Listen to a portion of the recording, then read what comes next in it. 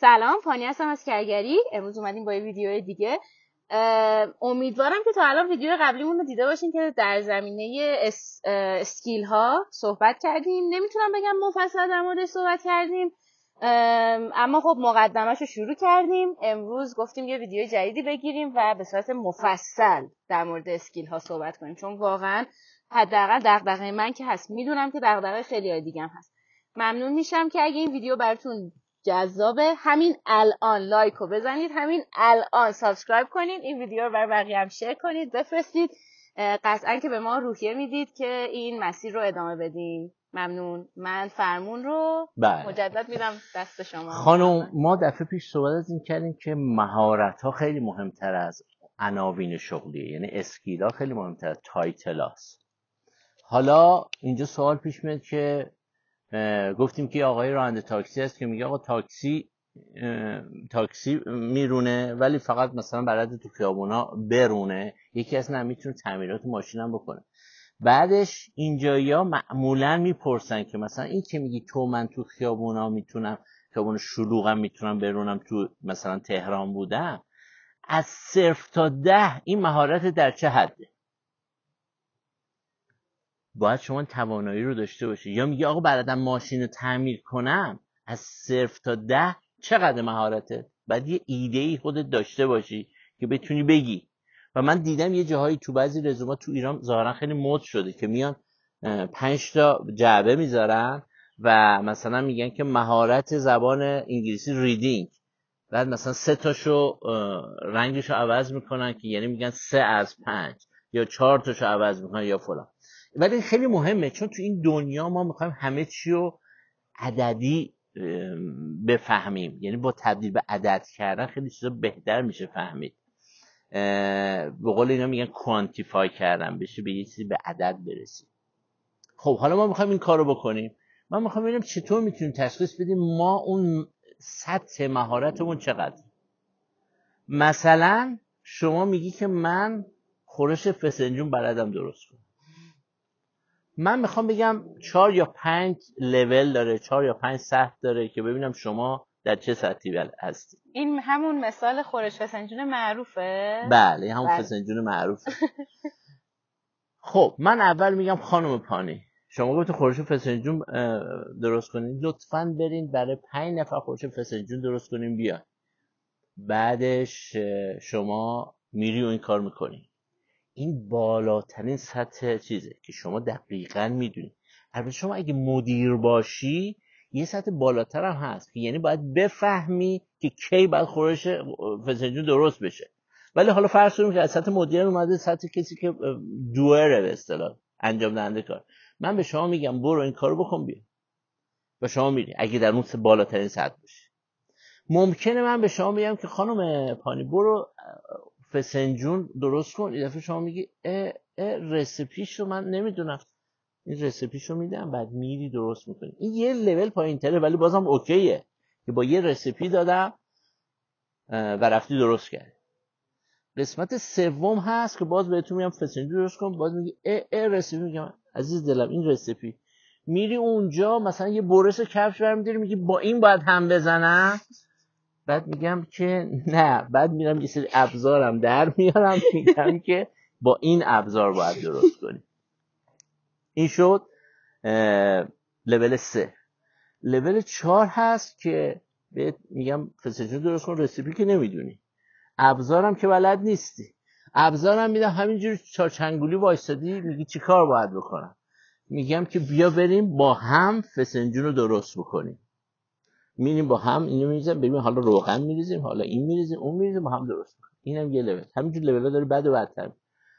لول آخر که پایین ترین لوله، شما میگی فسنجون بلدم، بعد نه رسیپی رو بلدی، نه با ابزار کار کردی، نه میام بغلت کار میکنم یاد میگم ها ها هو، این اصلا برو کنار، جای دست و پای منو نگی، خودم درست میکنم. این پایین ترین لوله. بنابراین شما باید ببینید تو کدوم لول هست. و یه نکته‌ای بگم که این نیست که آدما تو تمام مهارت‌های دنیا تو یکی این لول‌ها باشه، نه، ممکنه تفاوت کنه. من با کمال شرمندگی باید بگم تو فسنجون اون آخریم. یعنی اون آخر فقط میام لای دست وای آدما، دوبارم بیچاره آشپز میخوره رو من زمین که میگه برو گم شو که من بتونم بسازم، تو مانعی. ولی الان یوتیوب فیلممونو قطع میکنه میگه شما لنگویج اپروپریت استفاده نمیکنید تو ویدیو.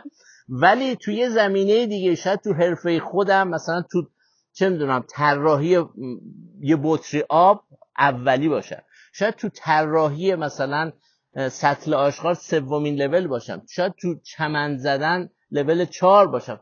تو هر کدوم ما باید بفهمیم کجاییم و نمیخوام بگم همه رو ما باید برسونیم بالا، مگه ما همه باید پرفکت باشیم دنیا؟ نه، فقط بشناسیم و یا توی زمینهای خودمون پیشرفت کنیم یا قبول کنیم.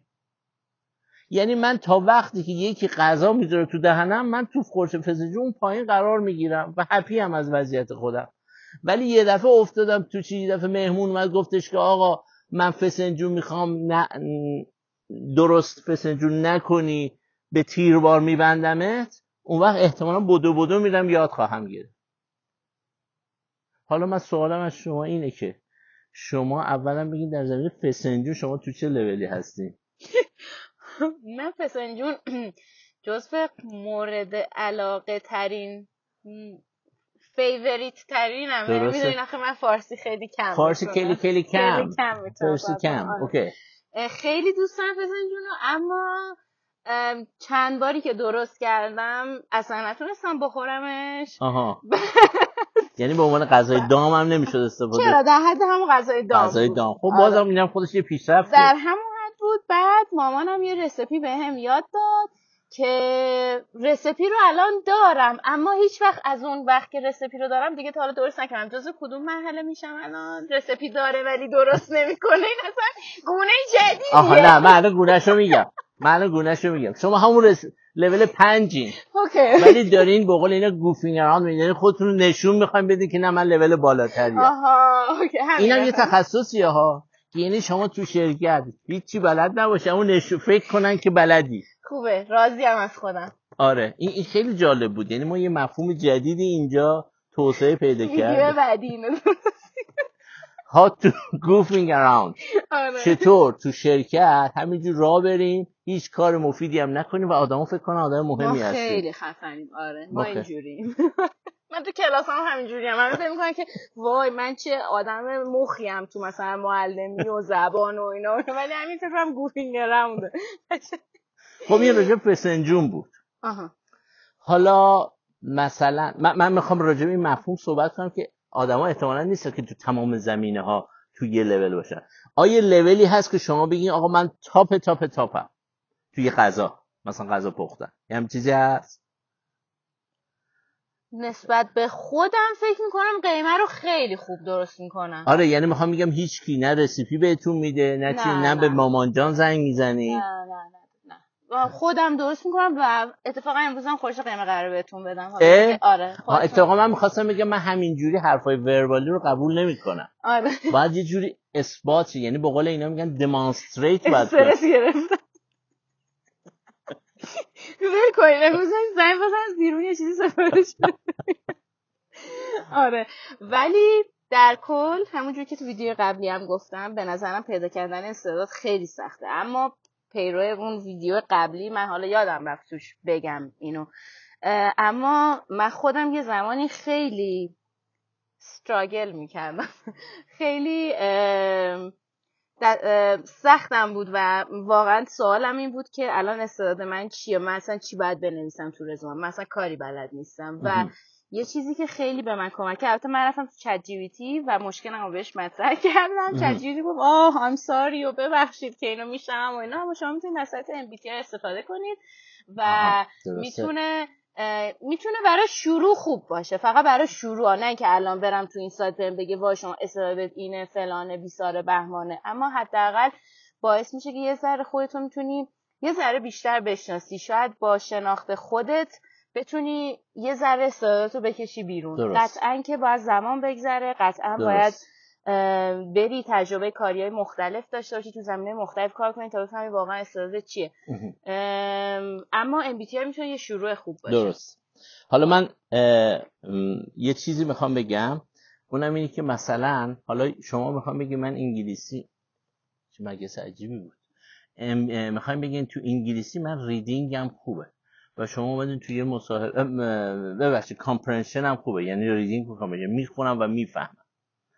من اگه بخوام به شما بگم، اگه شما بخوام به من توضیح بدی که تو چه لولی هستی، چطور میتونین بزنید چطور باید به من بگی بدون اینکه ازتون هیچ بک‌گراند با توجه به همین روند. البته این روند مثال فسنجون بود و اینا، ولی میخوام ببینم آیا میتونی یه همچی چیز مشابه هم چیز برای اون درست بکنی که مثلا بالاترین لول کسی که میفهمه وقتی یه متن رو میخونه چه متنیه. نمیدونم میشه مثلا یه متن خبری جلوش گذاشت یا یه متن علمی، یک صفحه از یک مقاله‌ای جلوش گذاشت، بگیم 10 دقیقه وقت داری، باریکلا چی بخون، هر چی میخونه و میفهمه، هر چی فهمیدی بالاترین لول میخونه و میفهمه. بعد لول‌های پایین‌تر یکی هست که باید دیکشنری دستش باشه، یکی هست با 4 نفر صحبت کنه، یکی هست میگه بیا بغل من هم بشین با هم بریم جلو، این چی گفت، این مثلا the ریفر کرده به اون، با هم بحث کنیم. یکی از تمام این کارا رو میکنم بازم نمیتونه، آخر میدیم به یکی دیگه ترجمه کنه. بعد من میخوام بگم تو تمام چیزها شما میتونید اینو برای خودتون انجام بدین و بفهمین تو چه مرحله هستی. طبیعتا اگه برین توی شرکتی رئیس داشته باشین، فکر کنم رئیستون دوست داشته باشه که شما کی باشین از این مراحل، مثلا نفر اول باشین، کمترین حقوقم رو بخوام. باریکلا خوشم اومد. این معلومه که پیشرفت خوبی کردی تو این چند وقت. ویدیوهای پیج پانی هست، اونو ببینید پیشرفت میکنید. آها درست. به عنوان رئیس تو شرکت که کپیتالیستی ما دوست داریم که طرف بهترین کار رو ارائه بده و فقط کار کنه، توالت نره، آب نخوره، حقوق هم نخواد. دقیقا همین رو میخوام و میریم به این سمت ایشالله به حق 5 سن که یه همچه آدمایی رو پیدا کنیم یا بسازیمشون. ایشالله که نشه واقعا همچین اتفاقی. نمیدونم چه اتفاقی میفته، ولی خب ایشالله که همچین چیزی الان اتفاقا یه موضوع داغ الان همینه دیگه، همه آدما دارن اعتراض میکنن و به این هوش مصنوعی و اینا که اینها دارن با ورودشون باعث میشن من نیروی کار متخصص دارم حذف میشم. یه موضوع داغیه، نمیدونم میتونیم در موردش چه مطالبی رو بگیم، ولی اتفاقا یه موضوع داغیه و الان این روزا خیلی در موردش صحبت میکنن. آره من فقط میخوام بگم شما مگه ناراحتی این که حذف بشی؟ پول از کجا در بیارم؟ آها حذف شدن اوکیه، بشه همون پولمون رو بدن. آره وگرنه من عاشق حذف شدنم، اما محیط کار حذفم کنن، من عاشق اینم، ولی پولمو بدن. اون بحث جداست. خیلی نکته واقعا ظریف و قشنگی بود. مرسی، من که تا اینجا مثل همیشه لذت بردم. ممنونم آقا محمد، امیدوارم که شما لذت برده باشین. بازم میگم اگه این ویدیو رو دوست داشتید تاب کنید. ویدیو رو اگه دوست داشتید سابسکرایب کنید، ما رو لایک کنید، برای کسایی که فکر میکنید این ویدیو براشون مفیده حتما ارسال کنید. لینک ویدیوهای قبلی هم براتون میذارم. ممنونم، تا دیدار دیگه. بدرود، خداحافظ.